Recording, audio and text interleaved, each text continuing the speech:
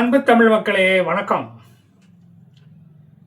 இஸ்ரேலுடைய புதிய எதிரியாக ஒருத்தன் இப்போ கிளம்பி வந்திருக்கான்.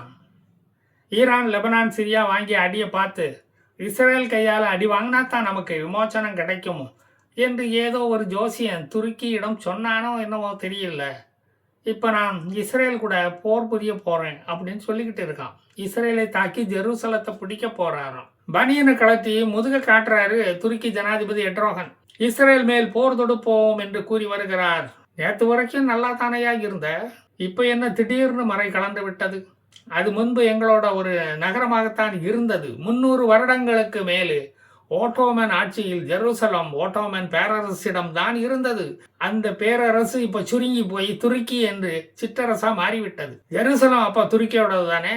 உலகின் 5வது பெரிய இராணுவத்தை வைத்திருக்கும் துருக்கியிடம் F-16, F-15 விமானங்கள் எல்லாம் ஷோகேஸ்ல ரெடியா தான் இருக்கு. துருக்கியின் சொந்த தயாரிப்பான சிவ்ரி சினக் என்ற ட்ரோன் தான் இந்திய ட்ரோன்களால் துவம்சம் செய்யப்பட்டு அழிக்கப்பட்டது சமீபத்தில். உன் தோல்வியடைந்த ட்ரோன் இதுதான் என்று உலக மக்களுக்கு எடுத்து காட்டப்பட்டது இந்தியாவால். சிவ்ரி சினக் என்றால் துருக்கிய மொழியில் கொசு, மஸ்கிட்டோ என்று அர்த்தம். அந்த கொசுவைத்தான் இந்தியா கொசு மருந்து அடித்து அழித்தது. அதனுடைய செயல்பாடுகளின் திறனை வெளி உலகத்துக்கு வெளிச்சம் போட்டு காட்டியது இந்தியா. அதனால் பாகிஸ்தான் இந்தியா மேல கடுமையான விமர்சனங்களை வைத்தது துருக்கி. அப்போது நீ ஒழுங்கா சமைக்காத சாப்பாட்டை குறை சொன்னா குறைய சரி செய்வியா, இல்ல உனக்கு பரிமாறின சர்வரை அடிக்க வருவியா? செந்தூர் போரில் அவமானப்பட்டது துருக்கி மட்டுமல்ல, சீனாவின் CH-4 விங் லூன் ட்ரோன்களும் தான். அதோட துருக்கியின் சோங்கர் என்ற சோப்லாங்கி ஆளில்லாத விமானத்தையும் பயன்படுத்தி தான் இந்த பாகிஸ்தான் வெற்றிகரமாக தோற்றது. இப்போது இந்த மாதிரியான ட்ரோன்கள் 1 மில்லியனுக்கும் மேல் துருக்கியிடம் ஸ்டாக்ல இருக்கு.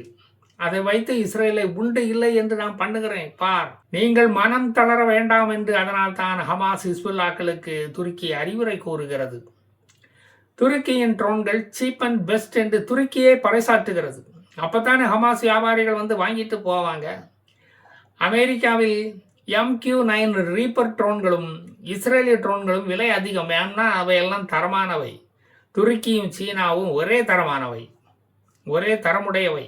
எங்களுக்கு தரமான ட்ரோன்களை வழங்காமல் துருக்கி எங்களை ஏமாற்றி விட்டது என்று பாகிஸ்தானின் அசிம் முன்னீர் துருக்கியை குற்றஞ்சாட்டினார். அப்போது இஸ்லாமிக் காலிஃபேட் ஆட்சியை என்னால் இஸ்ரேலில் கொண்டு வர முடியும்.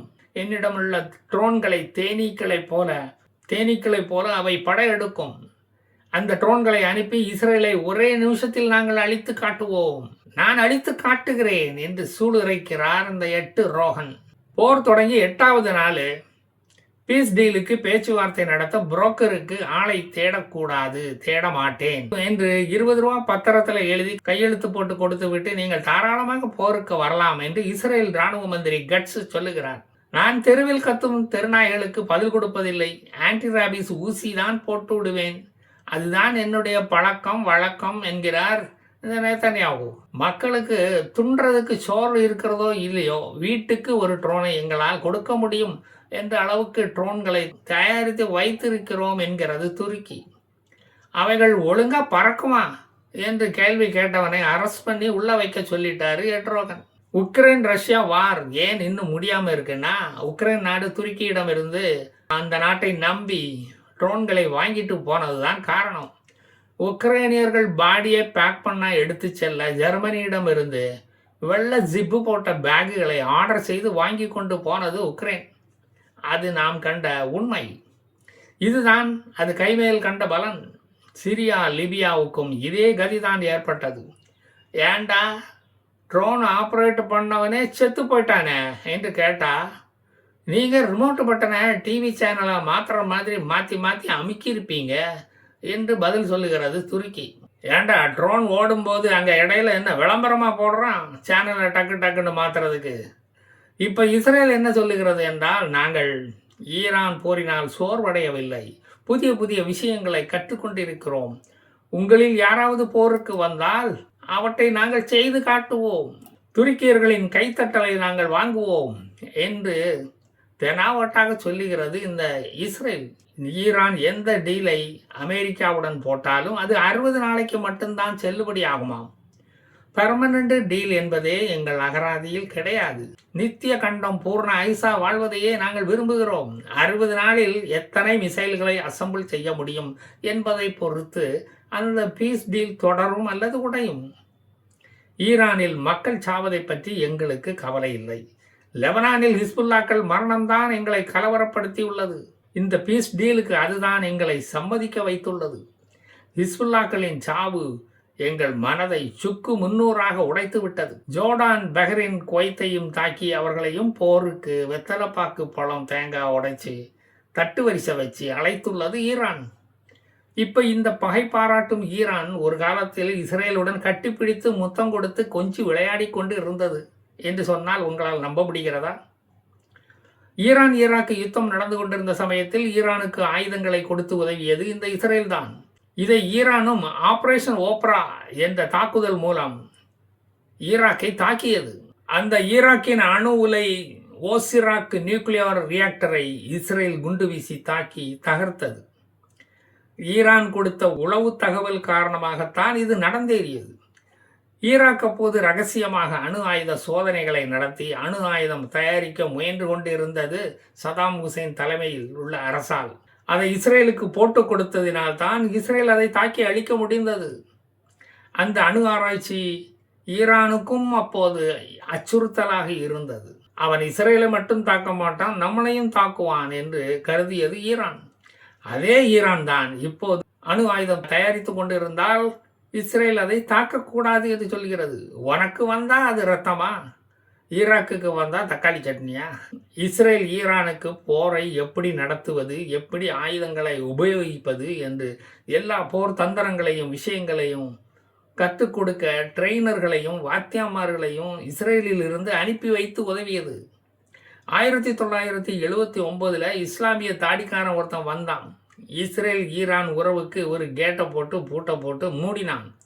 ஈரானுடன் நடத்தி கொண்டிருந்த வியாபாரம் முடிவுக்கு வந்தது. அதனால் அதுவரையில் ஈரானில் வாழ்ந்து கொண்டு இருந்த பெர்சியன் யூதர்கள் கம்யூனிட்டியை விரட்டி அடித்தார்கள்.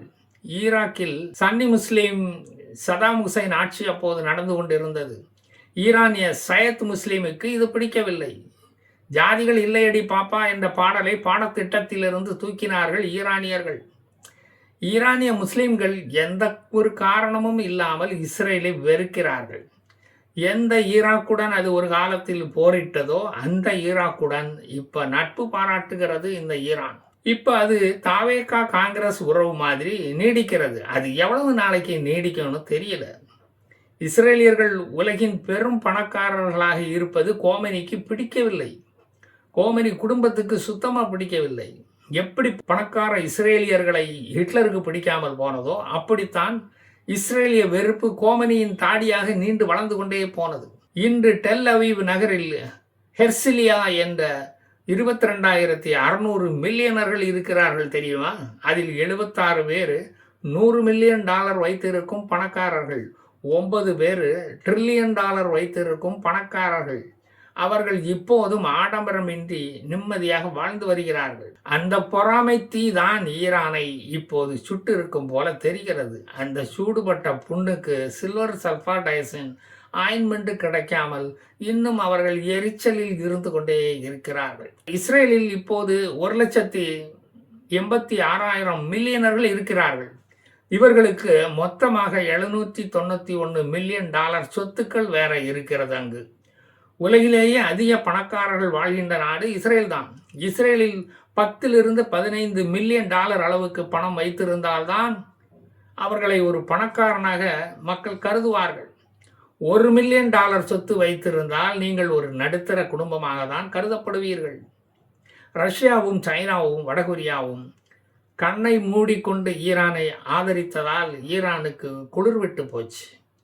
கத்தாரும் ஓமனும் நடுநிலையாக இருந்து ஈரானை ஆதரித்த போது ஈரானுக்கு அது சுத்தமாக பிடிக்கவே இல்லை. அதை ஏற்றுக்கொள்ளவே இல்லை. அவர்களையும் தாக்கினார்கள். America, Australia, Canada, Czechoslovakia, Denmark, France, Germany, India மற்றும் இத்தாலி இந்த நாடுகள் தான் இஸ்ரேலை இப்போதும் ஆதரிக்கின்றன. இந்தியா அதிகமாக எண்ணெய் ஈரானிடமிருந்து வாங்கும் ஒரு கஸ்டமர். இந்தியர்கள் நிறைய பேர் அங்குள்ள ஆயில் கம்பெனிகளிலும் துறைமுகங்களிலும் வேலை பார்த்து கொண்டு வருகிறார்கள். ஈரானின் பொருளாதார வளர்ச்சிக்கு உறுதுணையாக அவர்கள் இருந்து வருகிறார்கள். ஈரானிடமும் இஸ்ரேலிடமும் நட்பாக இருக்கும் ஒரே நாடு இந்தியாதான். சைப்ரஸ் என்ற நாடு இந்தியாவிடமிருந்து பிரம்மோஸ் ஏவுகணைகளும் ட்ரோன்களையும் லாய்டரிங் ட்ரோன்களையும் வாங்க விருப்பம் தெரிவித்துள்ளது. அது துருக்கியை செனப்பண்ணியாட்டம் கோபப்படுத்தியுள்ளது. சைப்ரஸ் வடக்கு பகுதியை ஆக்கிரமித்து வைத்துக்கொண்டு சைப்ரஸ் தீவு முழுவதும் என்னோடது என்று சொல்லும் எட்ரோகனின் அந்த கொழுப்பு அது பயமாக மாறிவிட்டது. இப்போது அந்த பயம் இப்போது அடிவயத்துக்கும் கீழே இறங்கிவிட்டது. எந்நேரம் வேண்டுமானால் அது பிச்சுக்கிட்டு போகும். டெல்லியும் நிக்கோசியாவும் நெருங்கி வருவது துருக்கியை மில்க் ஆஃப் மெக்னீஷியாவை குடிக்க வைத்து விட்டது. சைப்ரஸ் பிரசிடென்ட் நிக்கோஸ் கிறிஸ்டோடவுலிட்ஸ் அவரின் இந்திய விஜயம் துருக்கியின் துருத்திகளை ஊத வைத்து விட்டது. இஸ்லாமிய டெரரிசத்தை நாம் இணைந்து அழிப்போம் என்று அறிக்கை விட்டா பின் அடிவயிறு கலங்காதா இவர்களுக்கு? பைலேட்டரல் டிஃபென்ஸ் கோஆபரேஷன் இரு நாடுகளுக்கும் இடையே 2031 வரை தொடரும் என்று கையெழுத்தாகிவிட்டது. அது எட்ரோகனுக்கு கை நடுக்கத்தை ஏற்படுத்தியுள்ளது. அது வேற ஒன்றும் இல்லைங்க, சாதாரணமான பார்க்கின்சோனிசம் வியாதி தான். அதான் கை நடுங்கிக்கிட்டே இருக்கு. அதனால தான் கை நடுக்கம் வந்து விட்டது என்று பக்கத்தில் உள்ளவர்களிடம் அவர் சொல்லிக் கொண்டு வருகிறார். துருக்கி சைப்ரஸிடம் வாலாட்டாமல் இருப்பதற்கு காரணம் பக்கத்து நாடான இஸ்ரேல் தான். ஒரு பக்கம் ஈரான் போரை முடிக்க நினைத்தாலும் இன்னொரு பக்கம் துருக்கி போரை தொடங்க நினைக்கிறது. இது மத்திய கிழக்கு நாடுகளின் சாபக்கேடு அல்லாமல் வேறு என்ன? நான் மீண்டும் வந்து மீதியை சொல்வேன். ஜெய் ஹிந்த்.